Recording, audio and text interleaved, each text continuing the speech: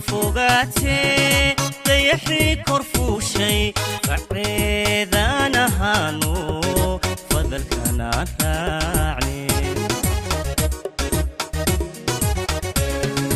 عدو يد فوقاتي ضيحي كرفوشي فعيدان هانو فضل كان راعي.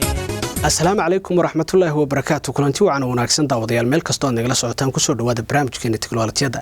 Barnaamijkan waxaanu ku baranaa xeer nidaamyaha goobaha isgaarsiinta waxaana soo diyaarisay wasaaradda isgaarsiinta iyo tiknoolajiyada ee Soomaaliland. Barnaamijkan waxaanu ku baran doonaa qodobka 19aad ee xeer nidaamyaha goobaha isgaarsiinta ee daawasho wanaagsan. qodobka 19aad wadaagga goobaha isgaarsiinta. wasaaraddu waxa ay dhiirigelinaysaa wadaagida goobaha isgaarsiinta ee ruqsadlayaasha. ruqsadlayaashu waa in ay wadaagaan goobaha isgaarsiinta si loo yareeyo kharashka loona qurxiyo bilicda dalka.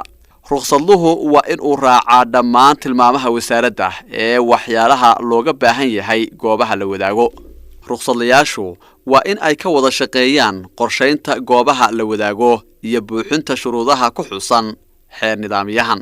haddii ruqsad la codsado goob cusub isla markaasina goob uu leeyahay ruqsadle kale ay u jirto in ka yar 500 mitir waxa ay wasaaraddu dhiirigelinaysaa in ay wadaagaan goobtii hore sidii ay suurtagal ku tahay. intaasi haddaynu daawadayaal ka nimaadno qodobkaasi 19aad ee xeer nidaamyaha goobaha isgaarsiinta oo ku soo qaadanay qaybtii hore barnaamijka.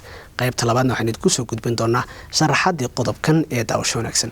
daawada iyo dhageyste ku soo dhawow xeer nidaamyaha goobaha isgaarsiinta iyo sharaxaadiisa oo ay diyaarisay wasaaradda isgaarsiinta iyo tiknoolajiyadu. qodobka 19aad wadaagga goobaha isgaarsiinta. maadaama ay dalkeena ku badanayaan goobaha isgaarsiintu taasina ay keenayso tartanka xorta ah ee ka dhaxeeya ganacsiyada iyo horumarka tiknoolajiyadeed ee dalkeena, waxay wasaaraddu dhiirigelinaysaa in la wadaago goobaha isgaarsiinta kaas oo wax badan ka bedelaya bilicda deegaanka.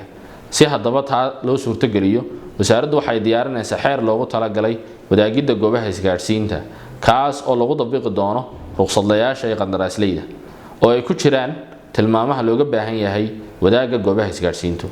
waad mahadsantihiin. guud ahaan daawadayaal intaas ku soo gabagabeynaa barnaamijkan inaan ku baranay qodobka 19aad ee xeer nidaamyaha goobaha isgaarsiinta. barnaamijkan mid lamid ah intaan mar kale kulmi doono waa maxamed maxamuud cabdicasiis mursal oo kamarada ku sugnaa, cabdi maxamuud maxamed cabdi safaan oo farsameeyay barnaamijkan, iyo anigoo sakriyo idin la socodsiinay. waxaan idin leenahay assalaamu calaykum waraxmatullaahi wabarakaatuh.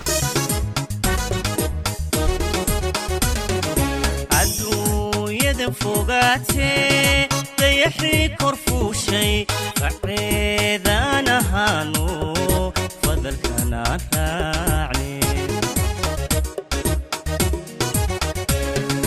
عدو يد فوقاتي ضيحي كرفوشي فعيدان